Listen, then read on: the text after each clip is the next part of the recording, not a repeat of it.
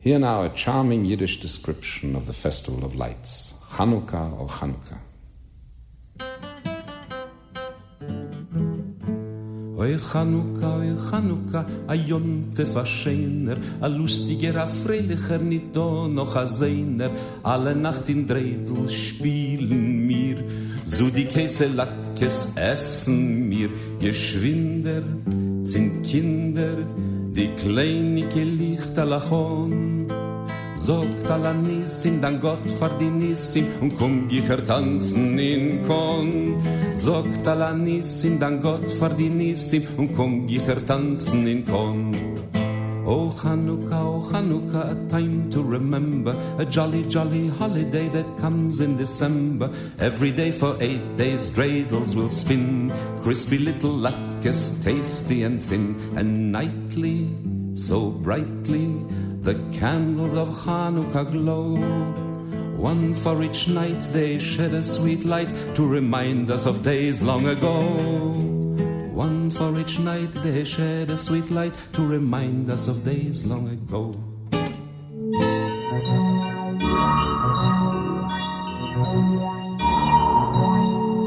Where are we?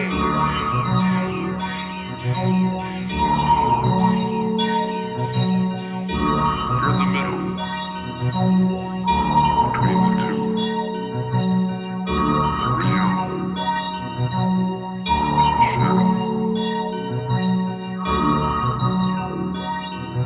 Right now you're in a kind of limbo. You're neither here nor there. Where are we? Between light and shadow.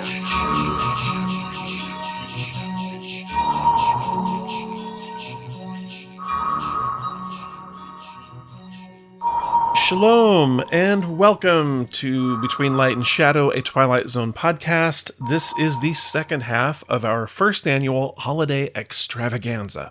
Now, if you listened to the last episode, you know that I originally intended to include a brief chat with our good friend Dr. Reba Wissner, author of A Dimension of Sound, Music in the Twilight Zone, about the music in the episode that we were covering, the holiday classic, The Night of the Meek.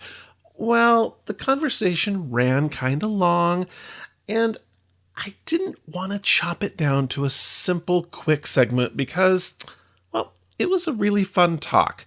So I made the executive decision to split it off into its own episode. And here we are. Now, a couple of quick notes before we get into this.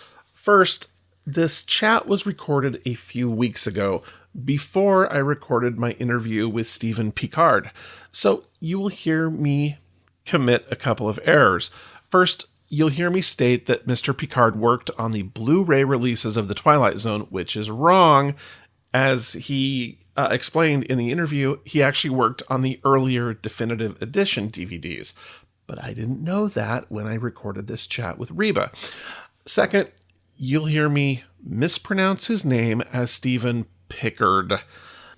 So Stephen, if you're listening to this, I'm sorry. At least I got it right when you actually came on the show, but I'm still sorry. So usually Reba and I will banter a little bit before we launch into our segments, which are presented as live telephone calls, but are of course pre-recorded Skype interviews. I then trim said banter, but I'm going to leave it in this time, just to give you a little behind-the-scenes glimpse. I don't mind the strings showing once in a while. So here we go. Now, can you hear anything other than me? No. Okay. Because my neighbors are blasting their Christmas music, and I can hear it in my ears, so I just wasn't sure if you could hear it. Well, I mean, that might be nice Yeah, if the mic does pick it up, a little ambiance. I was thinking about, when I put all this together, like having a lot of like Christmas music in the background and like fireplace or something, just to kind of, the vibe. Crackling.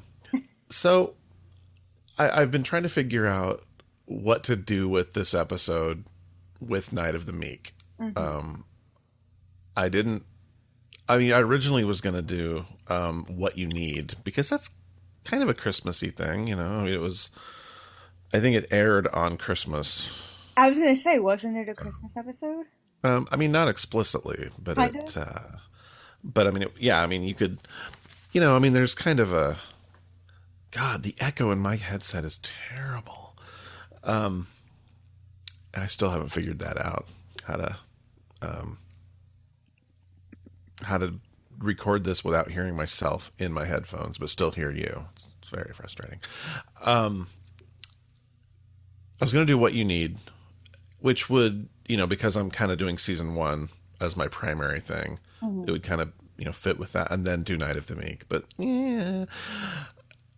So I thought TCM a couple weeks ago showed A Carol for Another Christmas. Right. And so I recorded that. I've never seen it. And I was like, that's awesome, And then Fred tweeted out that they were doing an episode about that. Oh, crap. But I thought, well, maybe it probably wouldn't be the same, right? I mean, I'd probably do something different with it. I keep waiting for them to release it so I can at least listen to it and then see if I could do something different with it. But I don't know. Who knows? Maybe I'll just do Night of the Meek. And, I mean, I can cover the remake, the 80s remake. I can do a little bit with that and talk about Bad Santa, Oh, God. That should be enough for a full episode, I guess. But anyways, okay. So right now, just as a little orientation, I record this in the master bedroom, in the corner of the master bedroom above the garage, and Teresa and Kendall are out getting their shopping right now. But at some point they're going to come back, at which point the garage door is going to open, and it's like right underneath me, and it's loud. So what I'm hoping is we can get through this before that happens. Right. But, we can always stop for a second. But anyways. So I did no prep for this conversation other than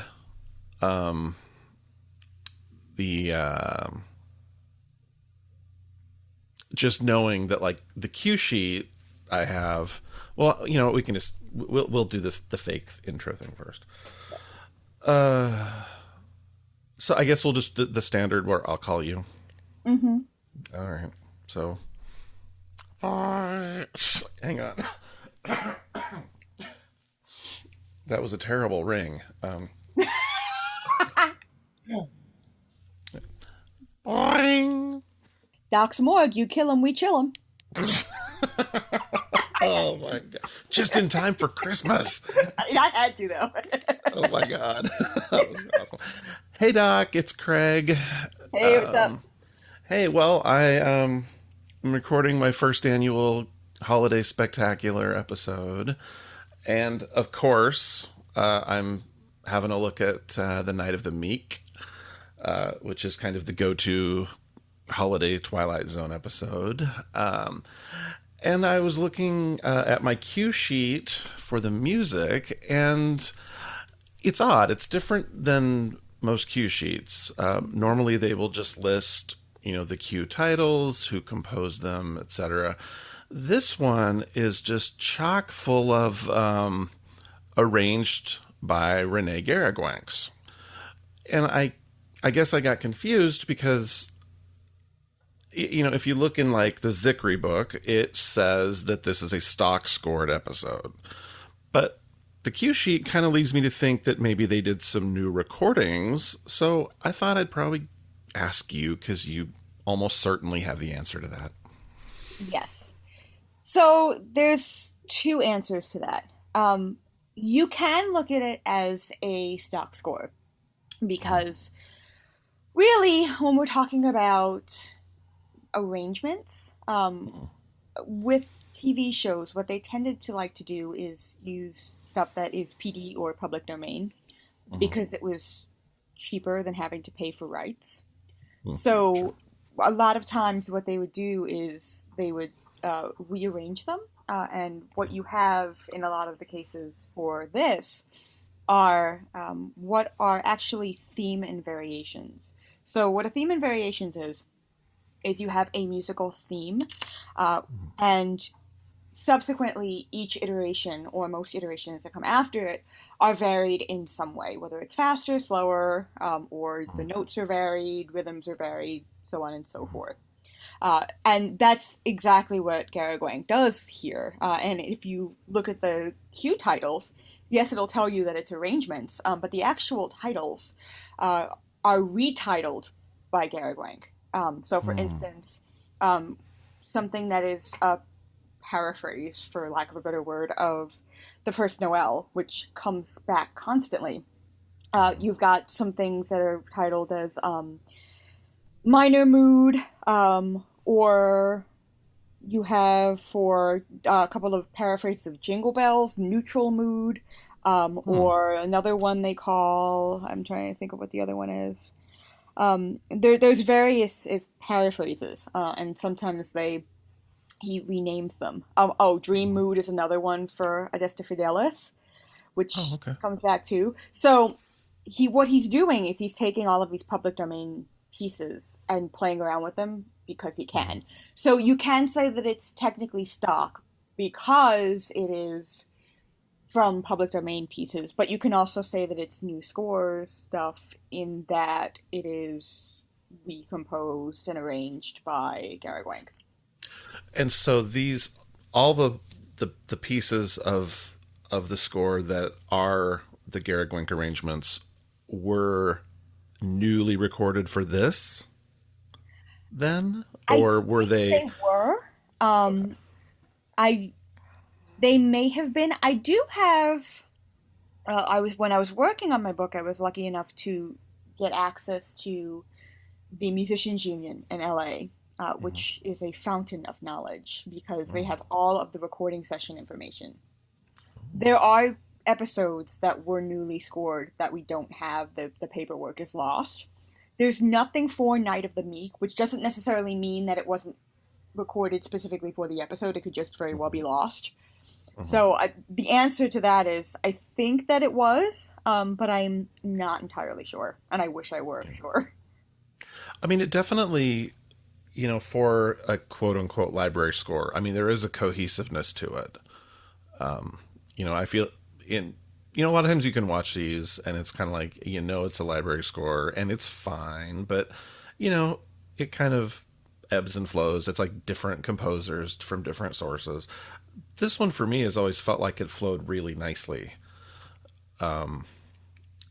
Absolutely. And I think also the recording quality, because sometimes you can tell when you have library cues assembled that the recording quality is not quite the same. Especially in the videotaped episodes. Yes. Oh, absolutely.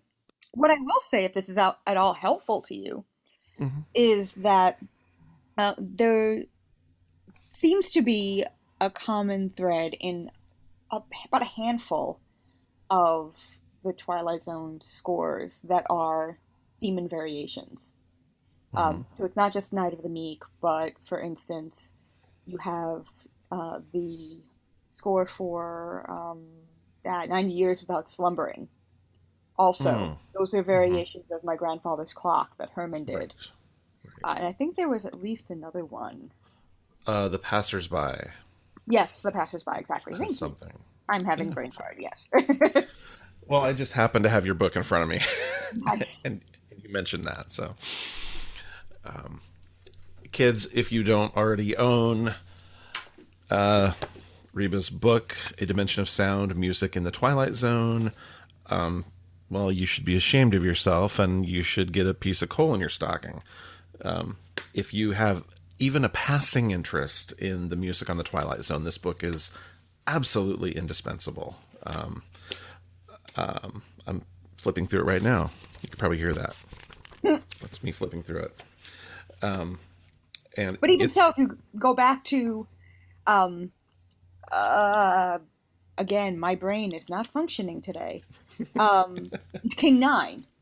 Remember when we talked about the Passacaglia cue? Right. That was essentially all of those cues with themes and variations of that one cue. Oh, right, yeah. And also with there's a couple of other Herman scores that very similarly do the same thing, where you have one, even if it's not just a cue, but like a little motivic cell that keeps getting varied and developed throughout the entire. Where is everybody? Where is everybody? Also, why am I blanking today? It's all that eggnog. Much eggnog? Great minds. Great semi-drunken minds, think alike. I just wish I actually had eggnog. But anyway, Eye of the Beholder. Okay. Yeah. So I can hear that. It's a way of getting a lot of bang for your buck, a lot of Sure. material from one small thing.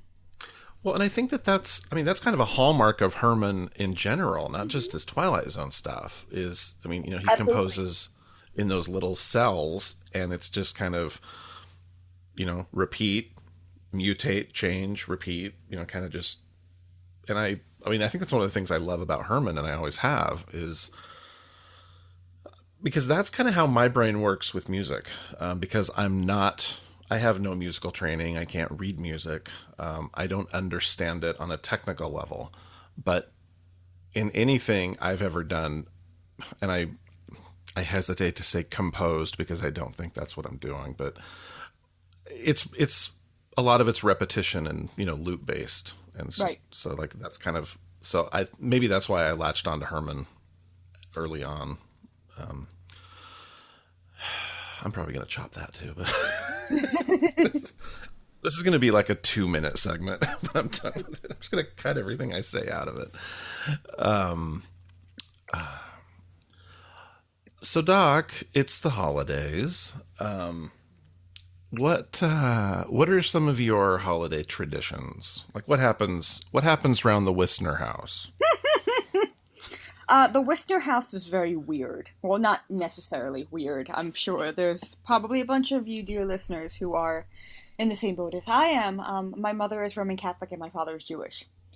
So we're the house on the block that confuses all the neighbors by having a Christmas tree on the menorah in the window. Oh my gosh. So do you do Christmas and Hanukkah then? I do. And this year they're on the same day, so that makes a heck of a lot easier. Oh, well, look at that. Look at that. Do you have a dreidel? Oh my god, if you play the dreidel song, I'm gonna kill you. I played it a couple of weeks ago. I know you did, and I wanted to curse you. I abhor the dreidel song. And I don't use that word very often, but I abhor it. Oh my to gosh. the point where I actually, when I used to go to synagogue as a kid, I always threatened them because I was the one who taught the music classes to the kids. Mm-hmm. And planned everything for the Hanukkah services, and I always said to them, if you play that damn dreidel song, I am going to walk out. And they tested once, I think, and I did walk out, and then they realized they could never do it again. Do you have like some kind of childhood dreidel trauma, or? No, the song annoys me. I don't know what it is. Well, see, I am not Jewish, so I didn't grow up with that. So I have never had enough dreidel exposure to really turn me off to it. I just think it's cute. But in honor of you, there will be no dreidel song in this entire podcast. I promise. Thank you. I might stick it in at the very, very end, but Oh, my Lord. I won't. I'm kidding. I wouldn't do that to you. You have been far too generous to this podcast for us to do that. So, Why, thank is there you. anything else that you hate that we should know about?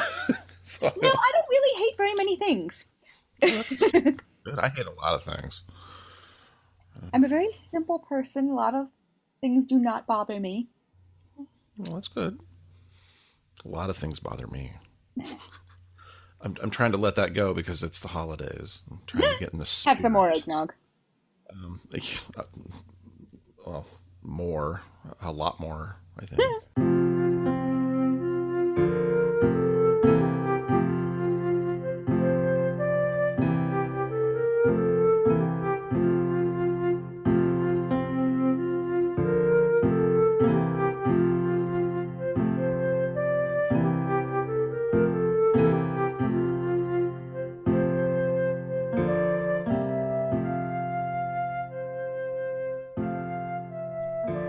Rod Serling was born on Christmas Day, 1924, to a Jewish family.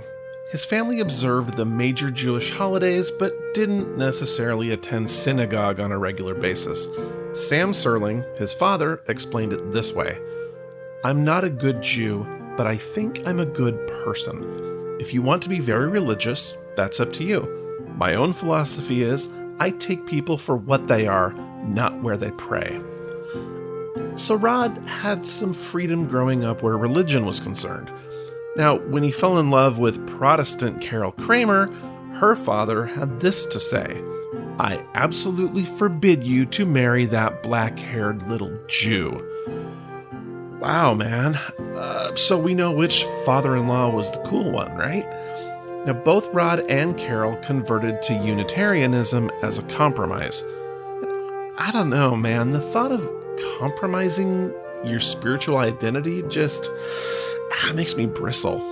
Now, if you followed this podcast from the beginning, you know that I am definitely not a religious person at all. I was once, long, long ago, but not anymore. But that's me. That's my path. And I try really hard not to judge others based on how they identify spiritually. I'm fortunate to have a life partner who respects that, even though it may not 100% match her own religio-spiritual identity. I don't know. How about this? We got 99 problems, but religious conflict ain't one. Now, the following is either slightly amusing or somewhat offensive. I don't know which. I'm sure if it's offensive, I'll hear about it. So, on the website JewOrNotJew.com, yes, that's an actual website, there's an entry for Rod Serling. Oy vey. It reads as follows: "You're traveling through another dimension, a dimension not only of sight and sound, but of mind, a journey into a wondrous land whose boundaries are that of imagination. Next stop, the Jew Zone. Picture, if you will, a young, talented man from upstate New York, an intelligent, creative young man. He is haunted by his experiences in World War II.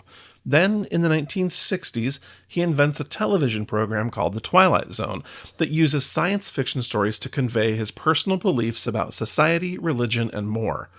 The upbringing, the background, the science fiction, all the evidence would lead you to the conclusion that Rod Serling is a Jew. And you'd be right, except he became a Unitarian. It's the kind of twist ending that gives you chills just thinking about it, doesn't it? Verdict: borderline Jew." They give Serling a Jew score of 9. Now, if you're wondering what that means, the webmaster kindly offers an explanation. "We evaluate how Jewish a person is based on 3 factors: how Jewish they are internally, how Jewish they are externally, and how much we want that person to be a Jew in the first place." Now, in practice, the I score tends to refer to birth history with some adjustments for how we imagine they see or saw themselves. The O score is for how Jewish they look and act. The K score stands for kvel, pride, and is subject to the whims of the creators of this website. Each score ranges from 0 to 5. The Jew score refers to our opinion only and is affected by, but not definitive of, one's actual Jewishness. I'm not Jewish, so I'm in no position to judge any of this. I will point out that this same website gives Shrek a Jew score of 9, which is apparently enough to qualify one as a Jew.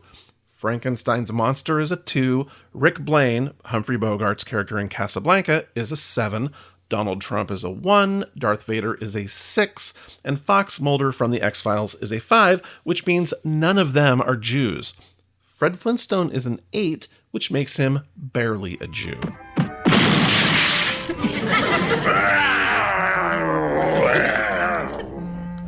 Oh, hello, Fred. I see you finally got home. Did you have a tough day, dear? Yes. So yeah, do with that what you will. Anyway, back to the interview.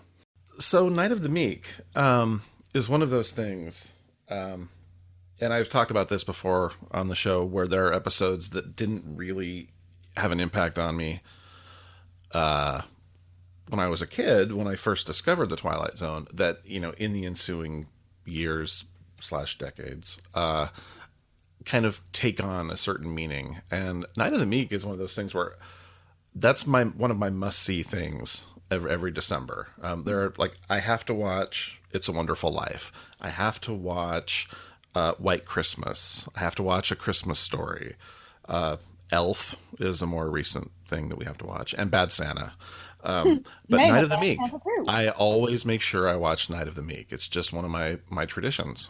And I'm not a terribly tradition-based guy, but in December I have to watch Night of the Meek.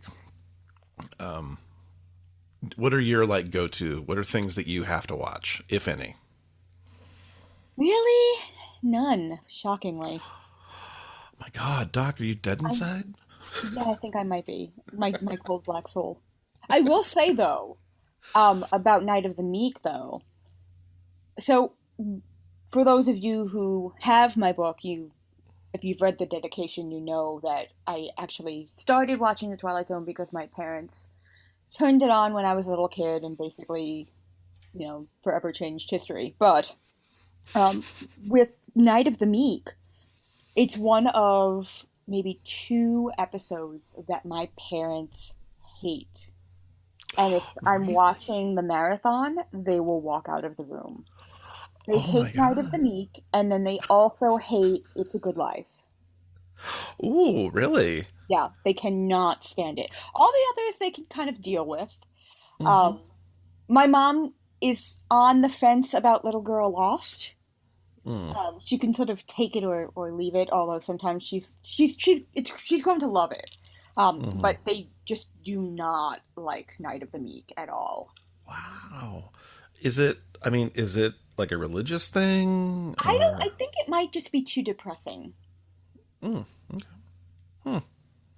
Which I can kind of see. Huh. I guess I've never really... Well, when we find Henry Corwin, he's obviously not in a good place, and it's... I guess for me, the ending is good enough that it kind of, brings it around from that. But It's a Good Life. What is it about It's a Good Life that they hate? Oh, my mom just wants to kill little Anthony Fremont. Oh. She wants to lay something heavy across his skull. Yeah, and you know what? Honestly, I'm sure she's not alone. And Bill Mooney, if you're happening to be listening, you probably feel the same way, even though you did play little Anthony Fremont. Twice. You played him twice. Right. Exactly. Or Big Anthony Fremont, as it were. Big Tony. He played Big Tony. Hey. And I can see I can see that, he's just obnoxious. Sure. He bugs me. I agree, he bugs me. But my mom and dad will actually walk out of the room and just not want to see it because it just gets my mom really, really angry. Wow. Yeah. I've never seen a fictional character enrage my mother so much as Anthony. Maybe if we ever get to that episode, I should talk to your mom. Oh my God, seriously. It's funny because sometimes I will look at the schedule in advance for the marathons. Mm-hmm. And when I know it's coming, I will tell my mom, look, your favorite episode is coming on. And she falls for it all the time. And she sees the opening with the map and she's like, crap. I don't typically watch the marathons. And I used to talk in my blog a lot about that because... I just object to the syndication edits and the commercials. Oh, they've been chopping it to hell recently. Right. But they always have. But this year it seemed like it was worse. And I have the Blu-rays, so I don't, I'd rather watch them complete. But a fun game that I will do usually at some point during a marathon, if we're watching TV, I'll tell Teresa, okay, turn it to the Sci-Fi Channel and see how quickly I can get which episode it is. Oh, I do the same thing. And my friend Bill in Jersey, if you're listening, hey, Bill, he does the same thing where they will try to guess how many seconds. And that's a fun game. And I feel like that would be a fun drinking game. Oh, my God, seriously. And what's funny? Sometimes, even before, how when they have the changing between the opening titles and the first scene, sometimes it pans down and all you see is a black screen as it's panning down right. to the music. And I can tell usually within the first quarter or two exactly what episode it is. And my parents are like, my God, do you not have a life? And I'm like, no, actually I don't. I admit it. That would be, I'm trying to think of like the logistics behind setting something up with like multiple participants, like over like, you know, Skype or whatever, and doing something like that where like people like buzz in and see who gets these the quickest. You would probably win all of those because you know the music. I wouldn't even have to look at the screen. I just have to hear it. Right. We'll just feed the audio to everybody and see. But I've been thinking about something like that, how I could do some kind of a game show type of thing and have different people on and maybe just like play like obscure little dialogue snippets or something and see if people can identify the episodes. Trying to get some interactivity into the podcast, you know, keep it fresh, keep it moving, you know, get the kids in, you know, I think the longevity of the podcast is going to depend on, you know, demographics, getting the 18 to 25 people in here. And, but I'm kidding. I'd be shocked if anybody listens to this that's under 30, but if you're under 30, let me know because, you know, prove me wrong, kids. Come on. But, any other insights into the Night of the Meek? Yes, actually. Well, let's go back to that then. So, with the most popular, I'm using popular very loosely, variation. Sounds like me in high school. Oh, womp womp womp. Is the First Noel. And what he does is he tends to, if you listen to it very carefully, I don't know how much, dear listeners, you know about chord progressions and the way things tend to end with scale degrees and things like that. But for the most part, he doesn't actually end the First Noel on the note it should end at. He usually ends it on a different note, so it doesn't have any element of finality. And it's not really until the very last cue, which is romantic mood, that he ends it where it should. So most of the episode, the one he uses is the paraphrase called minor mood. And the points in the episode at which those come, aren't those kind of like the more magical, mysterious? Yes. Yeah. Okay. And he's also, if I'm remembering correctly, because I don't have the score in front of me, but I do believe he's playing it on a celesta, which kind of gives you that sort of toy piano, tinkly little sound. Kind of almost sounds like a music box. I've been calling that a celesta my entire life. I have so much to learn. God. Yeah, and I was disappointed because a lot of the episodes on the DVDs and the Blu-rays have the isolated music tracks. But not this one. And not this one, no. And that kind of made me sad because I really wanted to hear, you know, I listen to a lot of Christmas music this time of year.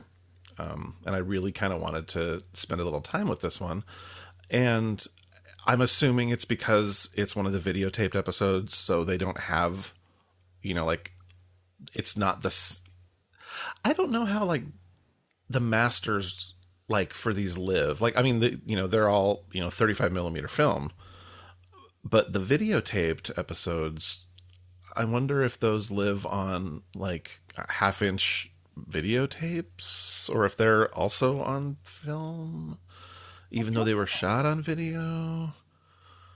In any case, since they were kind of, and I think that I don't know where I read this, with the videotaped episodes, I think that they were just like adding those music cues in as they were recording.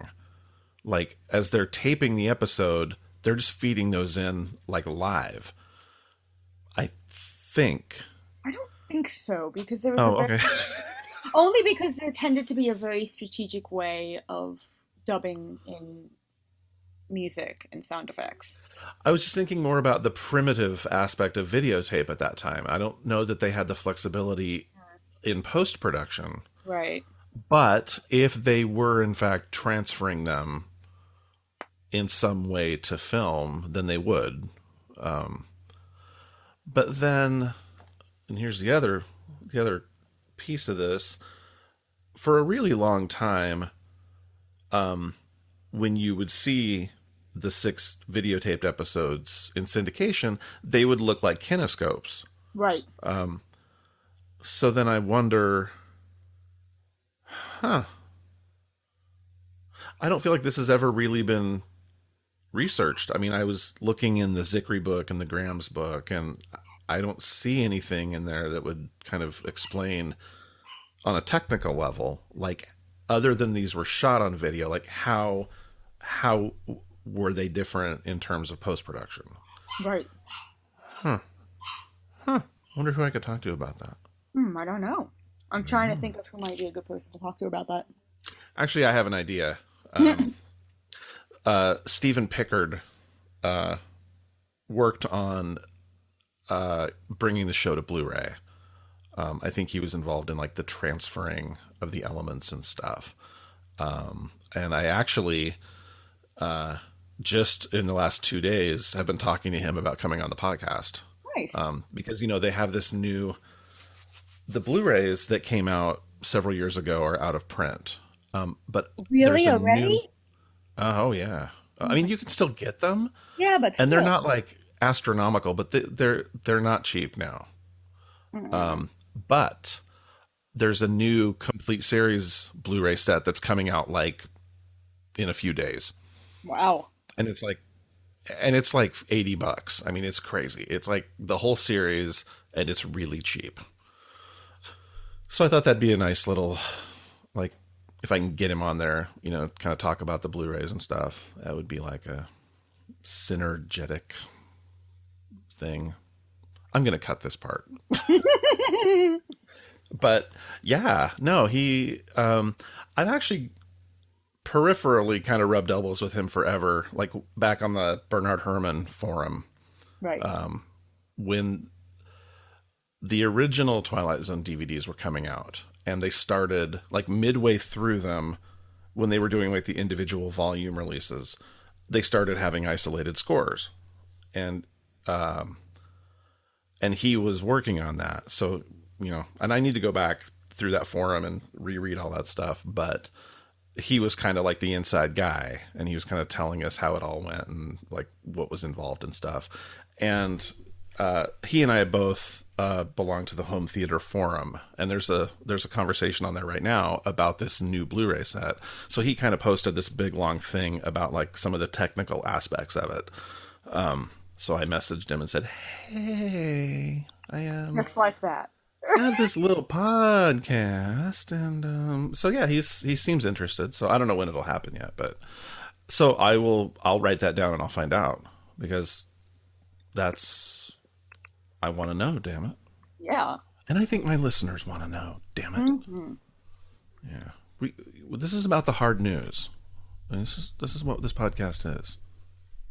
Again, I'm going to cut this part. But, God.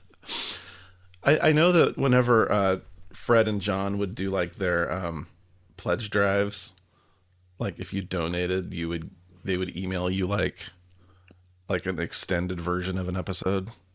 Like you'd get like an episode like a month or two early that they had done, but it would also be like a longer cut of it.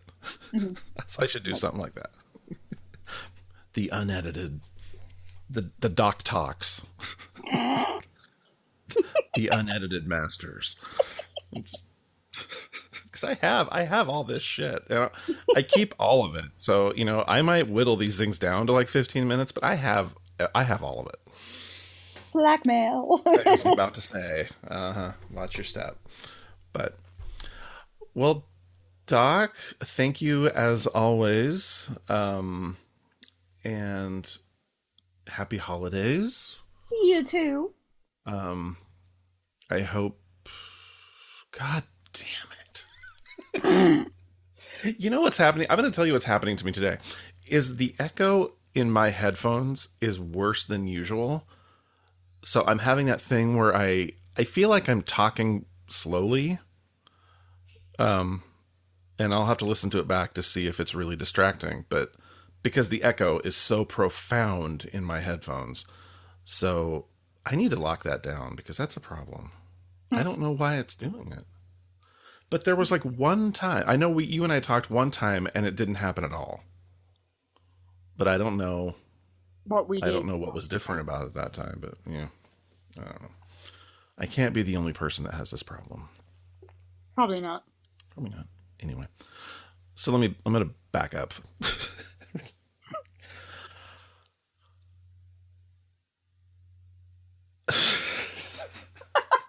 See, now I've built it up. See, there's like this, it's like this pressure now. It's like, I got to make this good. Well, Doc, I really appreciate, as always, your willingness to take time out of your busy schedule to come on here and educate us. And happy holidays. I hope you have a great... God damn it. You have a great goddamn it. Have a great goddamn. I hope your holidays are happy. I was going to say, well, I guess I can say Merry Christmas, Happy Hanukkah, because both qualify, right? Do you fall more on one side than the other? Hanukkah. Hanukkah. Okay, nice.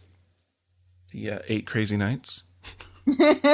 If you mean by crazy being in bed by 8 p.m. That sounds like me every day. Yeah, that's me every day too. Yeah, I have a hard time staying up late. But, all right, Doc. Happy holidays. You as well. And we will talk soon. Indeed. All right, bye. Bye. My God, seriously. I mean, I think I said at the beginning that I, had really no preparation, but that was brutal. I feel like I should apologize to you. Don't worry about it. I mean, oh my God. Blame it on the eggnog. It's the Christmas episode.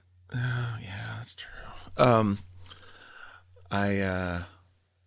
I'm so far behind on this. I mean, I didn't release an episode last week. Yeah, I was wondering, and I want you to know that ruined my commute on Tuesday. Oh, I look forward to it every Tuesday. I'm sorry. I did just put one up just a bit ago. Yeah, and I saw.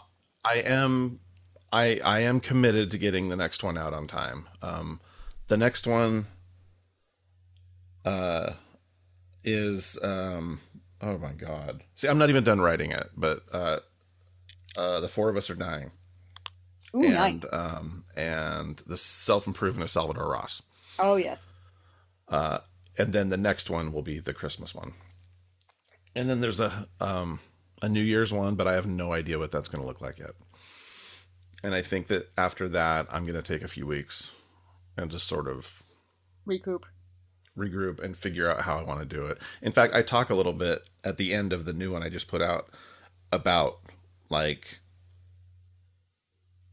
it's just, I need to figure out a different way of doing this because the time it takes is unreal, and I can't, I mean, it's eating me alive. So, I do want to keep doing it. I have decided that I do want to keep doing this because I know I had threatened, it's like, I'm not even going to do it after the holidays. I'm just going to be done. I do want to keep doing it. I'm happy enough with it. And the numbers have been good. People are actually downloading this thing. Which is awesome. And like I said, there are people who are streaming. Like, I know when I listen, I don't know if, I think that, so if you subscribe to the podcast through iTunes, it automatically downloads it. Mm-hmm. I think that's true, yeah. I think so. I don't know. Yeah, because it must download it because I wind up, when I'm under the ground in the subway, I could actually still listen to it. But well, yeah, then it's downloading it, yeah. Yeah, so I know, but maybe people are even streaming it through the host site. Mm-hmm. Yeah. Yeah, because when you actually put the link up. Right. You don't necessarily have to download it. You can just... Right. And I had thought before that the numbers only reflected actual physical downloads, but I thought I read something somewhere recently that said no, that they actually have a way of tracking the streaming too. So I don't know what my numbers actually represent, but right. I mean, you can trace a very steady incline in the downloads. I mean, it's pretty cool. I mean, people actually listen to the show. It's weird. I mean, which is awesome. And I mean, like I said, on my resume, I have all of the links for the episodes. Well, so, I will tell you that the one that we did on the 16mm Shrine, that's one of the highest downloaded episodes. And I think you had warned me that there might be a spike. Warned me. Right. Hey man, look out, because that episode might have a lot of downloads. But no, that one's one of the highest. In fact, let's see. I'm looking at them right now. So the highest downloaded episode is still the Where Is Everybody King 9 episode. But right on its heels is my birthday one that I just did. Perchance to Dream and Shadow Play. Right. Which you were on that one too. Yeah. And behind that one is the 16mm Shrine. So which really it's the You episodes. Maybe. It could be. I don't think it's hurting anything. The only weird thing, and this is the thing that kills me, is the episodes that I always think are going to be like really popular are not. Right. My Where Is Everybody is one of the lowest rated ones. I mean, not Where Is Everybody, Walking Distance, which I was really proud of that episode. Right. I thought, because that was like the third one, and I thought, oh yeah, we've arrived now. Like, I'm in a groove now. It's like I feel like this is going somewhere. No. And then the Hitchhiker episode is really low too, comparatively speaking, which is weird because again, I thought that was one of my best ones. Right. Yeah. So I don't, but definitely the one. I mean, okay, that's the exception, but all the other ones that you've been on are the highest numbered ones. So, hey, thank you. Thanks for that. Yeah. All right. I'm going to go. I got laundry to fold. Yes. Remember, we have to upload this. So. Yes. Oh, right. Yeah. The WAV files take a while. Yeah, they do. The MP3s go quick, but anyways. All right. Well, thank you as always. My pleasure. All right. I'll talk to you soon. All right. Bye. Bye. Reba's been really great about sharing her time and knowledge with us here on the podcast, and I'm really grateful to her. She's not just our resident TZ music guru, she's also a friend. Christmas is over, but as I'm recording this, Hanukkah is still going strong, so it's not too late. Reba, I wish you and your family, and your little dogs too, the happiest of Hanukkahs. And I did promise not to play the dreidel song, but I didn't promise that I wouldn't play something else in its place. So put on your yarmulke, because here comes No, not really. I'm not going to play the Adam Sandler song. But I am going to play something else Jew-related and Saturday Night Live-related. Just for you. Sei gesund, Doc. On Christmas Eve, the Gentiles gather round the Christmas tree. They stay at home and party with their Goyisha family. They disappear one day each year and pass the eggnog round. But it's all right, 'cause that's the night the Jews control the town. Well, it happens every year on Christmas Eve. All the happy Christian people take their leave. Yeah, the streets are deserted and that's big news. It's Christmas time for the Jews. Yeah, the holiday party starts about 6 p.m. Ain't nobody recreated Bethlehem. Yeah, the 3 wise men, that's a big old snooze. Christmas time for the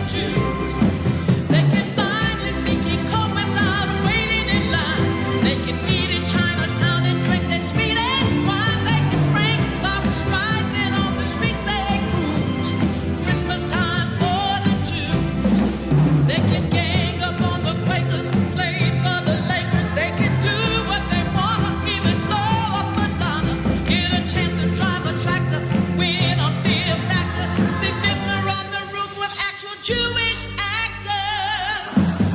Now they really get the party going after dark. Circumcising grateful squirrels in the city. Hawk picking mice in the park, knowing they can't lose. Christmas time for the Jews. Now it's nearly 10:30. Yes, it's time for bed. Daily Show rerun, dancing in their head. Maybe next year they'll learn how to hold their booze. Christmas time for the Jews. Christmas time for the Jews. Don't get sick now. Christmas time. Between light and shadow.